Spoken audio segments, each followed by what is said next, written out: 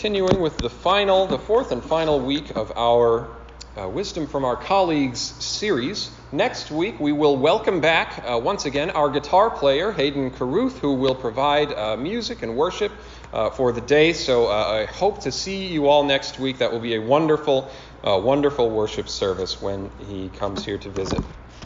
This morning we are hearing remarks from Jennie Browne, who was another one of the speakers last month in Traverse City. Jennie comes from a legal background. She was the third of the female keynote speakers that we heard that week, so we had a good week for hearing women's voices, and she'll be the third one that we share as a part of this series. So as with the others, I hope that as I'm sharing her remarks this morning, you will hear her voice coming through them.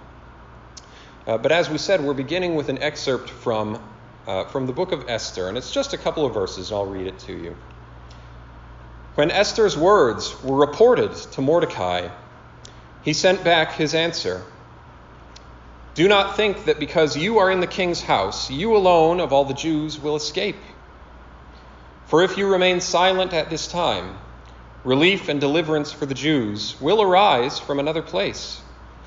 But you and your family's family will perish. And who knows but that you have come to your royal position for such a time as this? That's from Esther chapter 4, verses 12 through 14.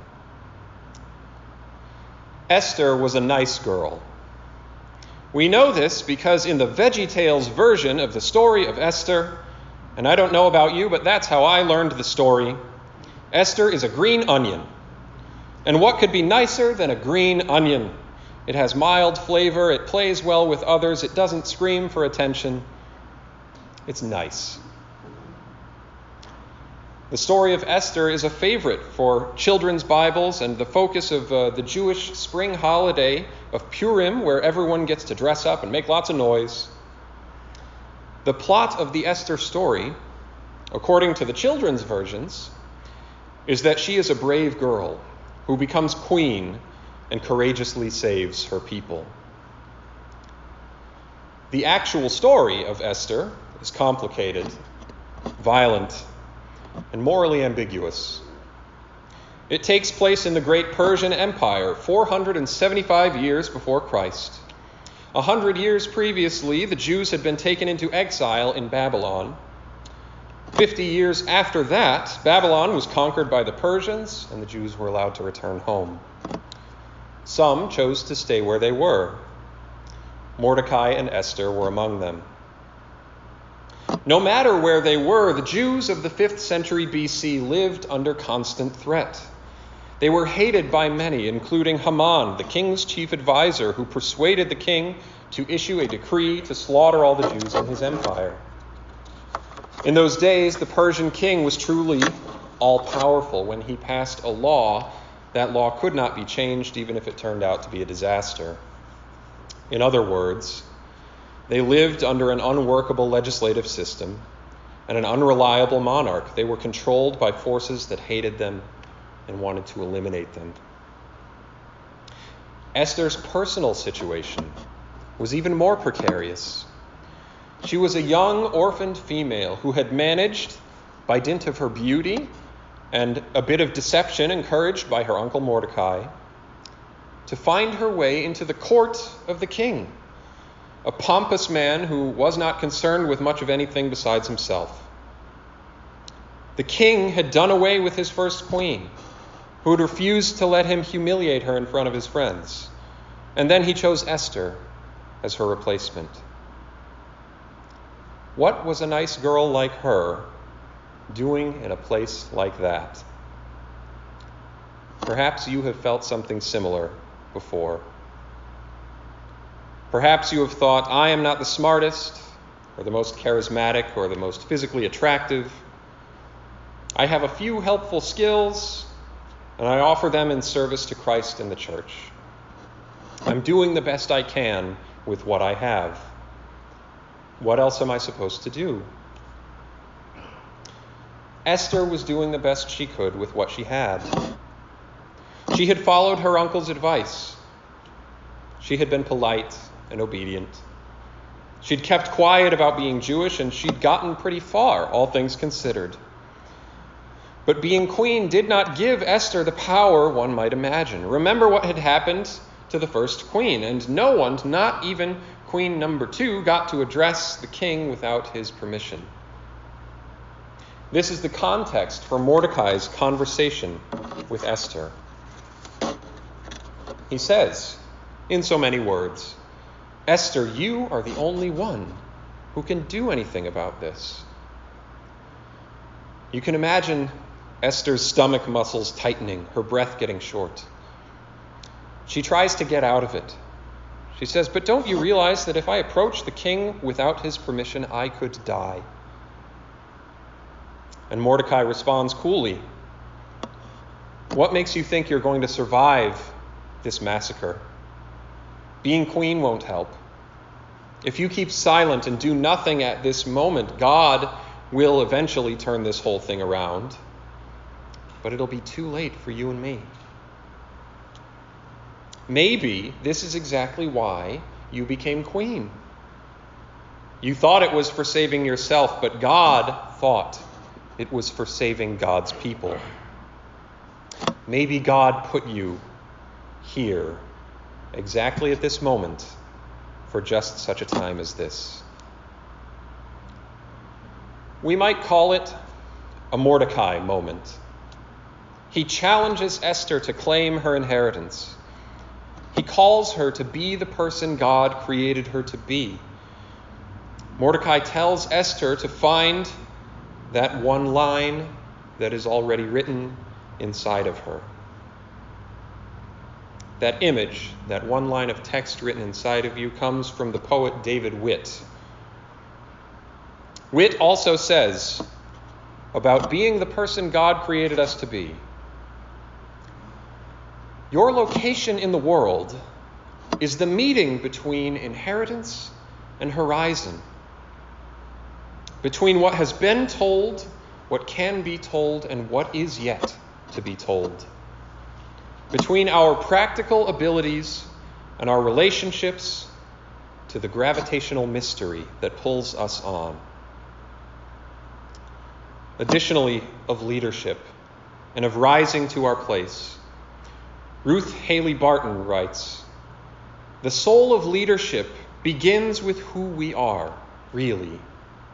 Not who we think we are, not who we would like to be, not who others believe us to be. God's call includes, but is not limited to, the particularities of our life, our heritage, our personality, our foibles, passions, deepest orientations, and even our current life situations. Vocation," Ruth continues, "does not come from a voice out there calling me to be something I am not. It comes from a voice in here, calling me to be the person I was born to be, to fulfill the original selfhood given to me at birth by God. To be a bold and effective leader," Ruth says, "is not about making a brilliant career move. It is not about security. It is not about success or failure or anything else the ego wants for us. It is not about choosing among several attractive options. This is about the Spirit of God setting us on our feet and telling us this is yours to do. It is the call to be who we are, and at the same time to become more than we can yet envision." So Mordecai is saying to Esther, if you don't speak up at this very important time, relief and rescue will appear for the Jews from another place, but you and all the rest of us will die. But who knows? Maybe it was for a moment like this that you came to be where you are and who you are. Have you ever had a moment like that? See a few heads nodding. Who or what has been your Mordecai? Usually it takes you by surprise. Someone stops you in the parking lot after worship or runs into you, apparently by coincidence. You can often tell by the tone of the voice that what you're about to hear is something different. Maybe your stomach muscles tighten. Maybe your breath gets short. Because it could change everything when the person says, "Have you ever thought of? You have the gift of. What are you waiting for? We need someone like you. I see God calling you." Much is made of the fact that God is not mentioned in the book of Esther. God does not speak or act in the entire story. No God, no Torah, no Jerusalem, no temple, no burning bushes, no miracles by the sea. Not only is God not a character in the book of Esther, God is not mentioned even in the course of prayer. But what was true then, and what is true now, is that there is no chance thing through which God cannot speak. God is present even when God is absent.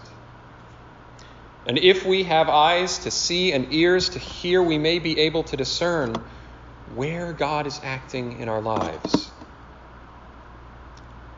So I'm proposing that God does show up in this story right at the moment we are talking about, in the little gap.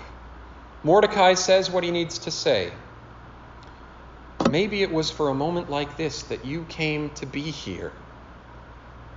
And Esther replies, "Go, gather all the Jews and tell them to help me be brave."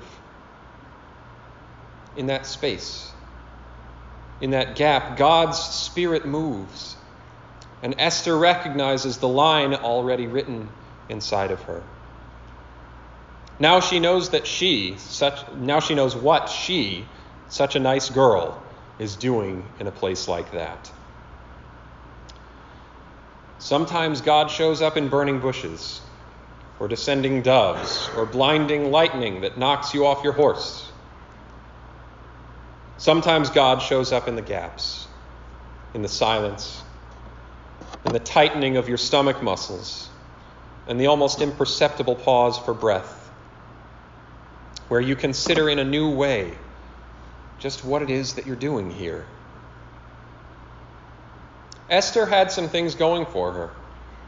She had beauty. She had a certain kind of training. She had a prophetic uncle and a powerful husband. But she didn't have everything.